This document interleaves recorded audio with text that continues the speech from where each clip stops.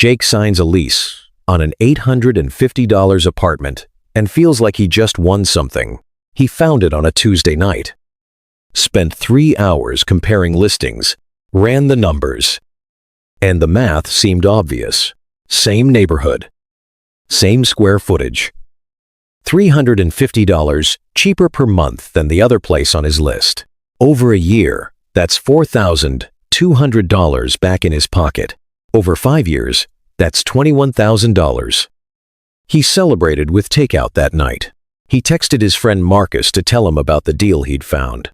Marcus signed a lease across town for $1,200 a month and didn't feel like celebrating anything. They make the same money. Same company. Both 28 years old. Same city, same financial starting point. The only difference is what they sign. Jake pays $850 and believes he outsmarted the housing market. Marcus pays $1,200 and accepts that living close to where you actually live, your life costs something. One of them is right. One of them is about to spend the next 5 years paying $42,000 for a feeling. Let's run the actual numbers. Jake's apartment is a third-floor walk-up in a building from 1978. Hardwood floors that creak. Single-pane windows. Coin laundry in the basement. No parking stop included. Heat and electricity are on him. It's 45 minutes from his office on a good day, which most days are not good days, so more like an hour in traffic. But the rent is $850 a month. And that number looks undeniable. Marcus's apartment is in a newer building 8 minutes from the office. In-unit washer and dryer. Double-pane windows. One covered parking spot in the garage. Utilities included in the rent. His landlord responds to maintenance requests within 24 hours. The elevator works. The heat works. Everything works. On paper, Marcus overpays by $350 a month. On paper, Jake is the smart one. In month 1, Jake is right. He has $350 sitting in his checking account that Marcus doesn't. That's real money. He can see it. He tells people at work he found a good deal. Marcus doesn't look at his rent line. He just lives his life 8 minutes from his office. For the first few months, nothing is obviously wrong in Jake's apartment. The windows are drafty but manageable. The coin laundry is annoying but functional. The commute is long but predictable. The cheapness of the place doesn't show its full face right away. It reveals itself slowly. In November, when the heating bill arrives, and the building's aging boiler is straining to warm a unit that leaks heat through every window frame. In February, when Jake waits 3 weeks for a leaking faucet repair, and his water bill creeps upward. In April, when he gets a $75 parking ticket because he forgot the street cleaning schedule again. This is how cheap apartments work. They don't announce their costs up front. They invoice you quietly, one small charge at a time, until the total is something you never saw coming and can no longer ignore. Here's the psychology behind why Jake made this decision, and why almost everyone makes this decision the same way. When you compare 2 apartments, your brain does exactly what it's supposed to do. It simplifies. It finds the most obvious variable, the monthly rent number, and treats that number as the full story. This is the same cognitive shortcut that makes a $299 car lease look cheaper than a $522 loan payment.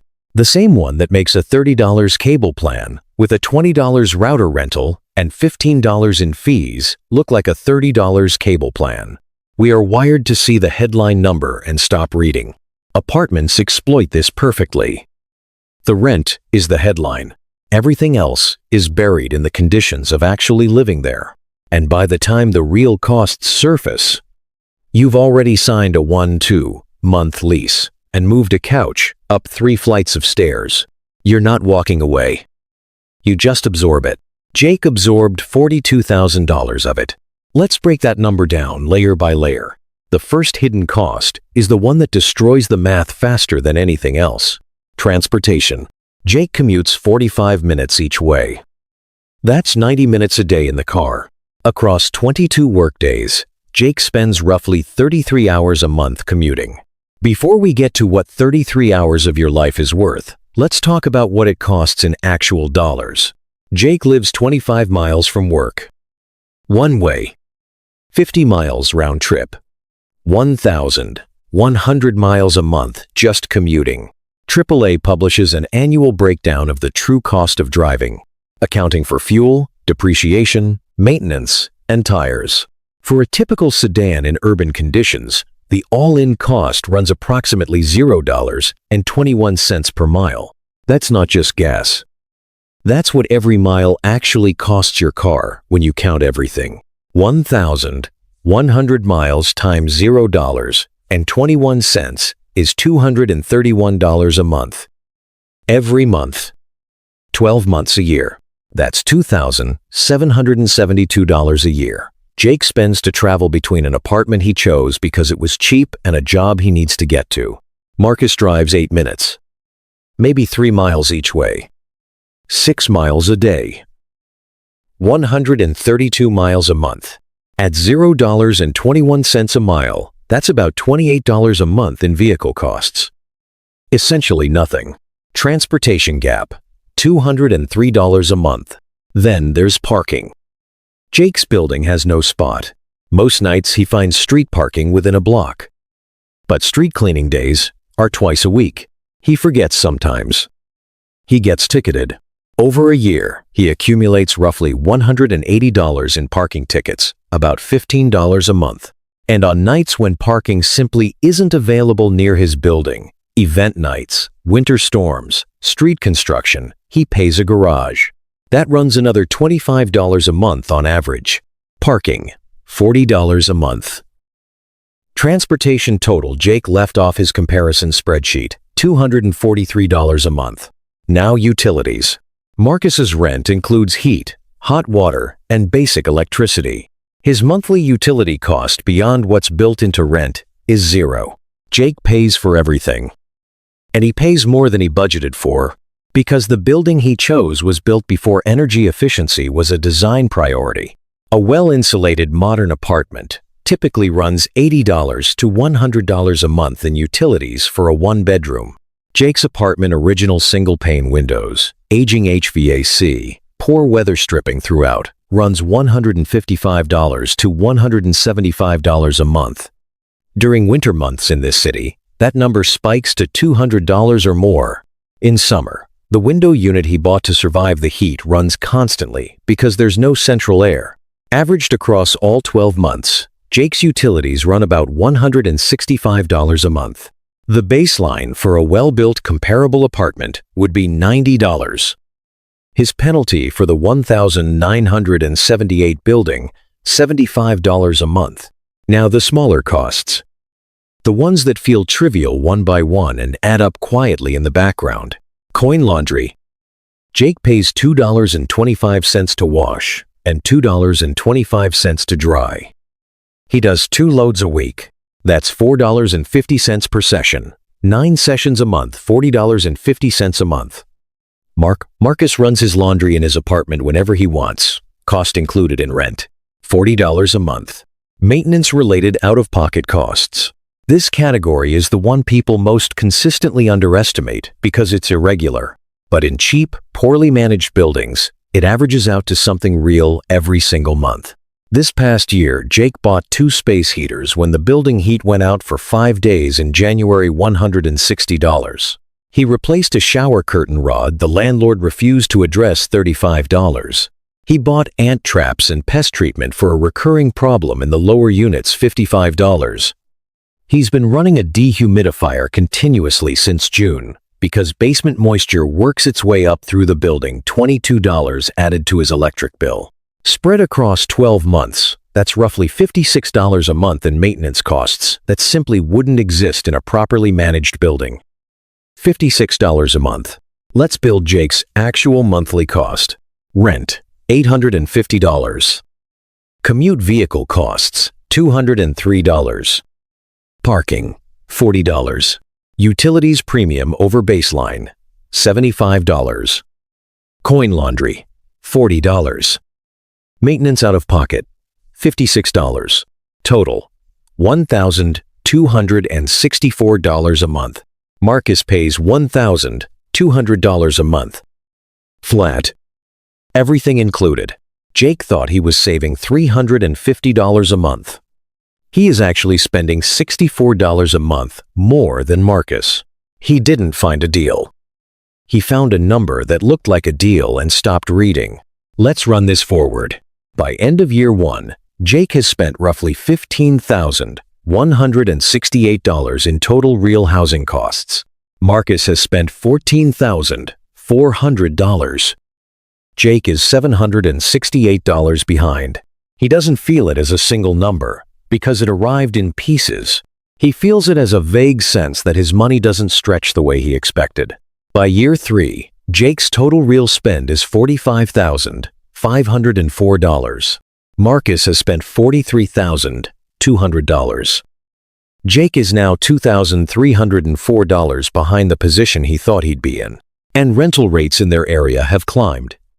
Jake's landlord raised rent $75 a month at the second lease renewal. Marcus's building raised rent $60.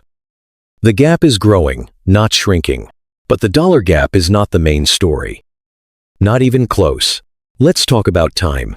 Jake spends 33 hours a month in his car commuting. Over 5 years, that is 1,980 hours sitting in traffic between an apartment and a workplace.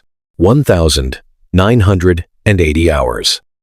That is 82 full 4-hour days.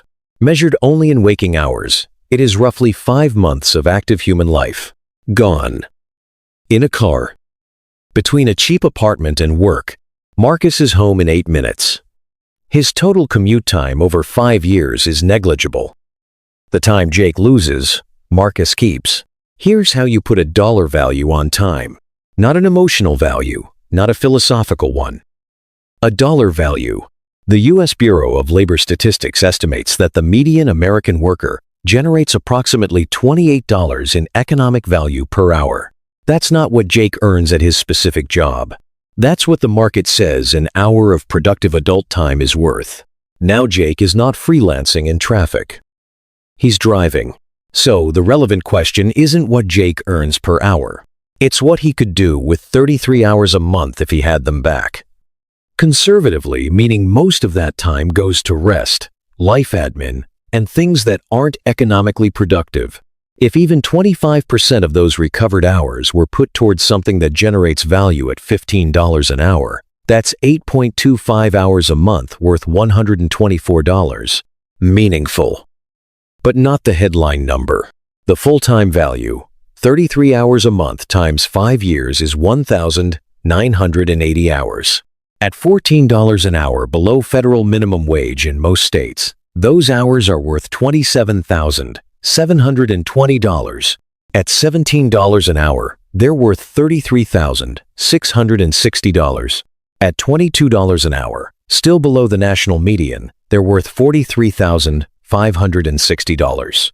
The $42,000 figure lands comfortably in the middle of this range. Let's build the final number. Jake's extra direct spending over Marcus across 5 years. $64 a month times 60 months equals $3,840. Jake's commute time cost at $17 an hour, a wage below what Jake actually earns. 1,980 hours times $17 equals $33,660. Jake's total true cost of choosing the $850 apartment, $3,840 plus $33,660 equals $37,500 on the conservative end. Use $21 an hour for time still below the median, and the number lands at $45,300. $42,000 is the midpoint.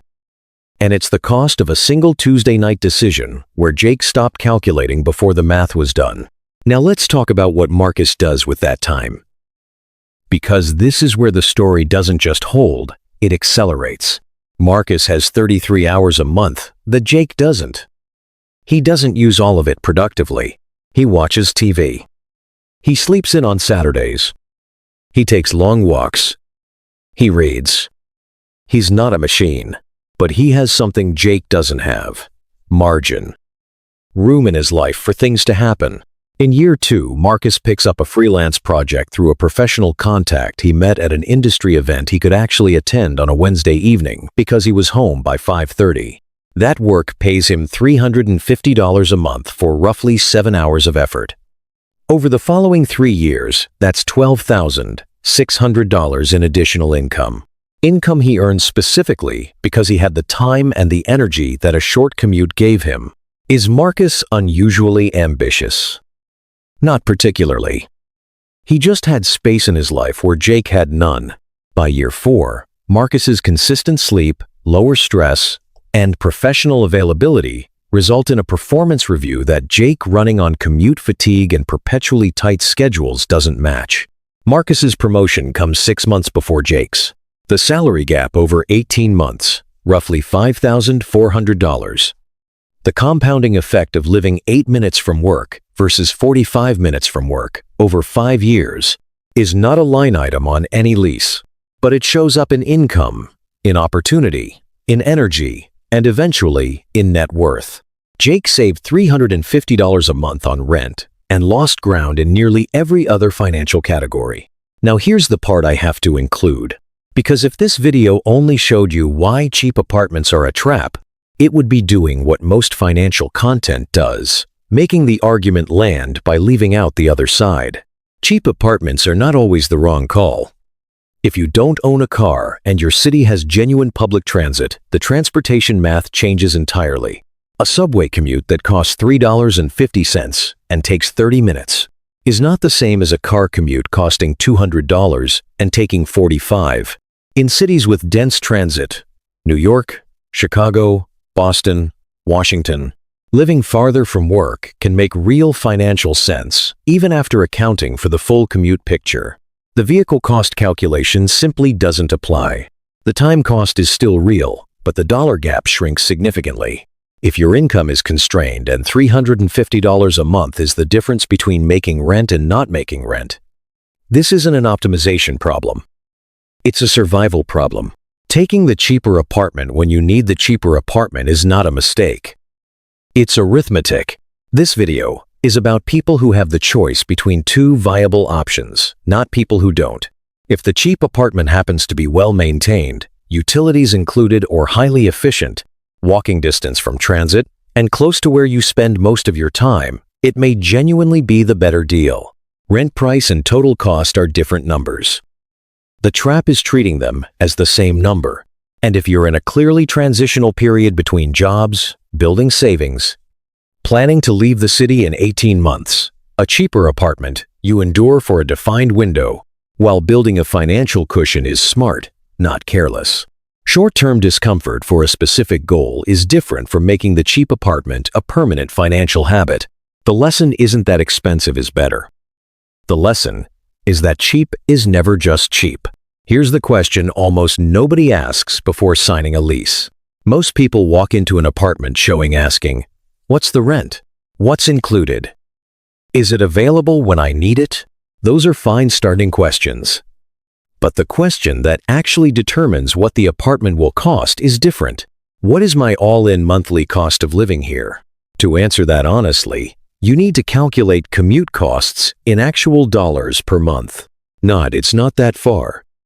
Miles times real per mile cost of your vehicle. Add parking. Add transit costs if applicable. Get a number. Call the utility company and ask what the average monthly bill is for that specific unit. It depends on usage. The average. Get a number. Add the recurring costs that aren't in the base rent. Laundry, parking, fees, anything the listing doesn't advertise. Get a number. Research the building's maintenance reputation. Ask current tenants, not the landlord, how long repairs take. Ask about recurring issues. A landlord who responds in 4 days instead of 1 day is a cost you pay in time, comfort, and out-of-pocket fixes. Put a number on it, and then, before you sign anything, calculate the commute time honestly. At your real commute hours, not your optimistic ones. Multiply by days per month. Decide what an hour of your time is worth to you, not what it's worth in sentiment. What it's worth when you're comparing it to a dollar figure on a lease. Jake did half the math and called it done. He saw $850, felt the pull of the number, and signed before the equation was finished. The half he skipped cost him $42,000 and 5 years of 90-minute round trips that nobody is going to give back. Marcus paid more rent and came out ahead. Not because expensive is better, because Marcus calculated the full number before he signed anything, not after he was already living in it. If this made you rethink your own housing situation, drop a comment about what hidden costs you've been absorbing without actually calculating them.